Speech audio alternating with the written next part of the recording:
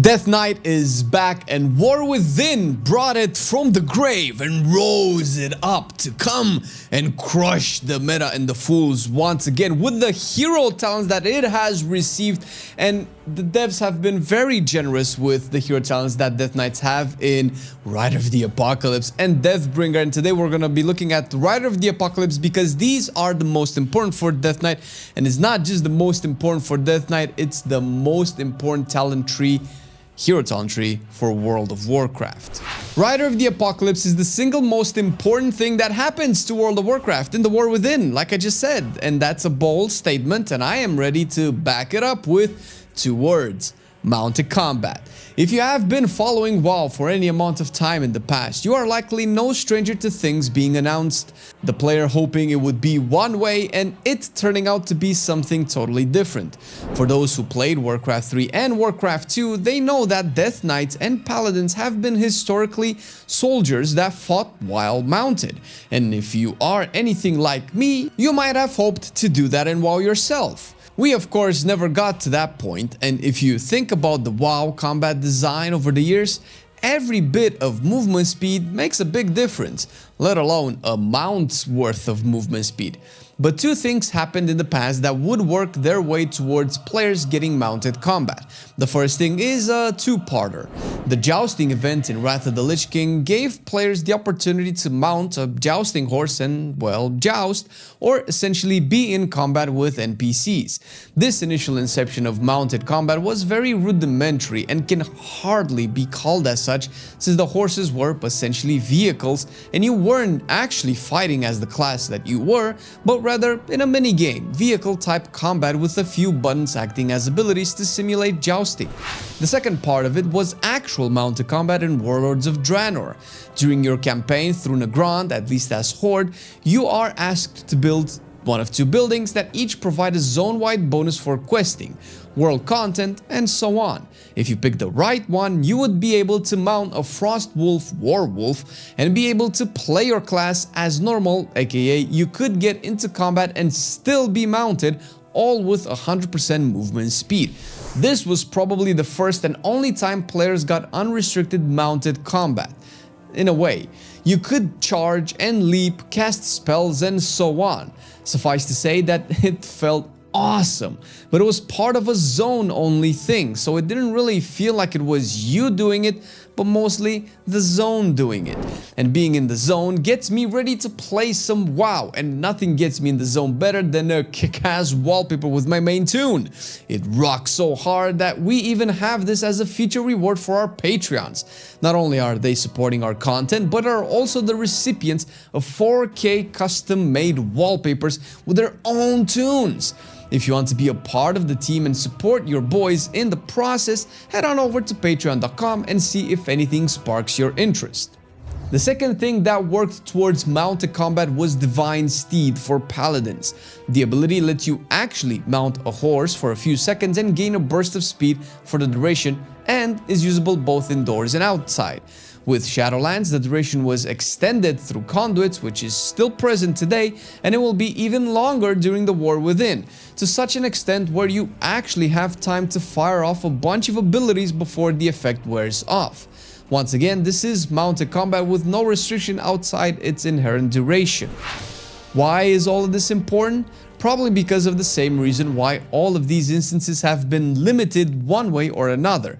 Now, limitations will always exist, but with these instances, it feels like the developers thought, likely for good reason, that being able to be mounted all the time during combat would present an insurmountable advantage over everybody else. Fair.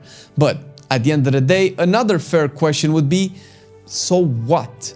And not so what in the sense that you should be overpowered compared to the rest, but so what as in, why not just make outrageous design choices that offer a crazy advantage and also lots of fun?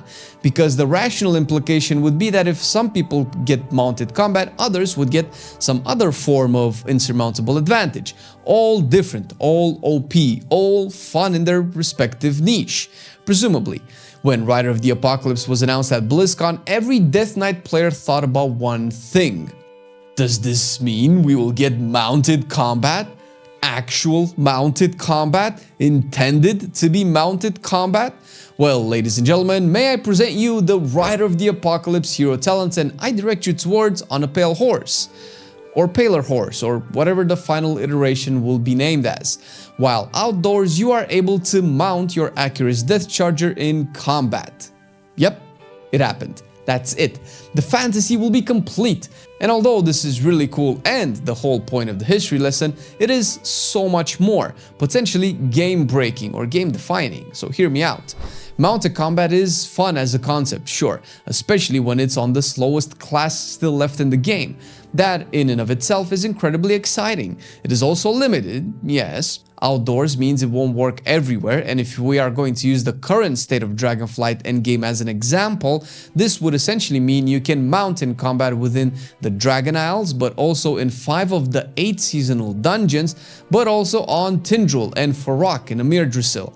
And if only having it in specific content is a problem, you can more likely pick the arguably better alternative Death Charge, which is essentially the Paladin Divine Steed, but for 10 seconds with the mobility advantage of Death's Advance.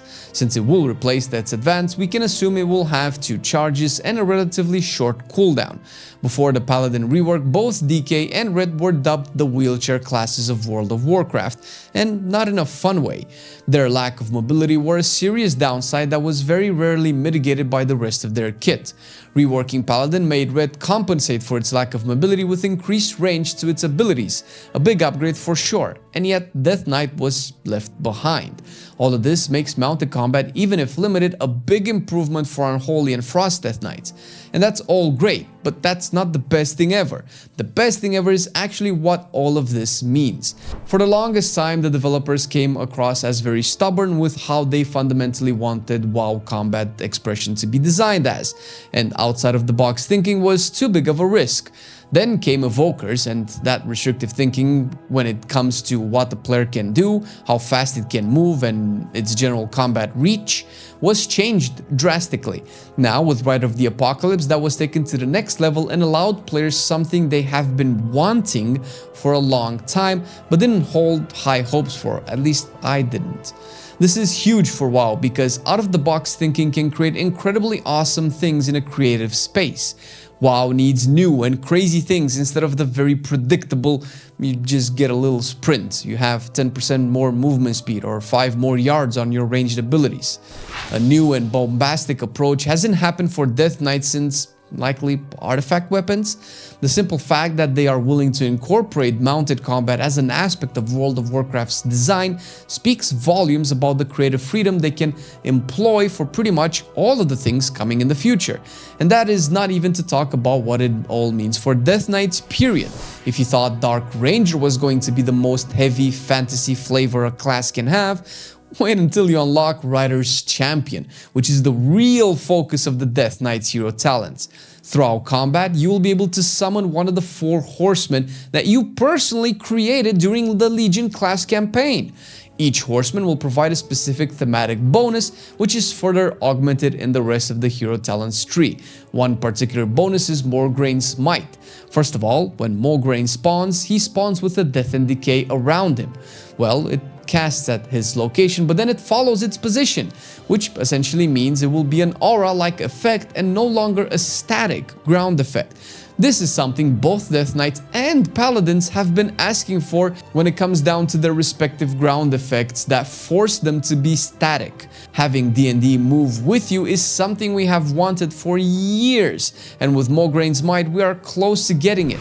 I won't go into all of the nodes since a bunch of them are just damage buffs to you or your abilities, but the capstone Apocalypse Now will make you be able to summon all 4 horsemen for 20 whole seconds all at once. Because of this one, the likelihood that other talent nodes will be tuned is very high, since all 4 horsemen come with multiple buffs individually, and having them all up at once will be incredibly, let's say, taxing on your UI, possibly rotation, and just the sheer fact that having 4 active pets around you is It's cool, man. Listen, it's just great. I cannot contain myself. Since all of the talents are subject to testing and tuning, focusing on the raw numbers is a waste of energy at this point.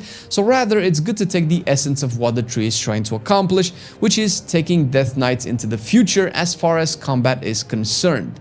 I do have to mention with an almost 99% certainty that the whole class is in line for a rework. This is not surprising considering classes have gotten reworks left and right in Dragonflight, and Death Knight is probably the only class that still plays the same for the 4th expansion in a row.